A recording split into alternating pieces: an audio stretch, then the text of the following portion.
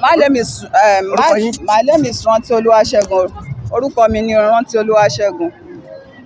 Kí ni ìwọ́de tòní dá lé lórí?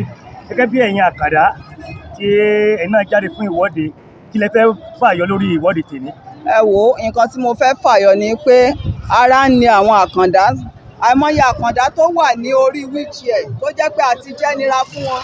Spọ́ọ̀tì náà dẹ̀ la fi ń gbéra wa, spọ́ọ̀tì tá à ń ṣe la fi ń gbéra wa. So ara ń ni Àkàndá, kán jọ kán torí Ọlọ́run kí wọ́n ṣàánú fún wa, kán dá sí ọ̀rọ̀ wa.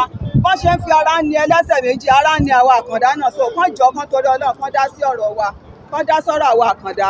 Àwa eré ìdárayá làwa ń ṣe, sport là ń ṣe. So ara ní àwọn àkọ̀kan, please kí bàbá kó jọ kó délẹ̀. Wọ́n ti fún wọ́n mọ́ wa jù Nàìjíríà, kí bàbá kó bá wa délẹ̀. Reason tó jẹ́ ń jáde nìyẹn. This is my first time. Your name was again? Orúkọ mi ni Rántí Olúwaṣẹ́gun.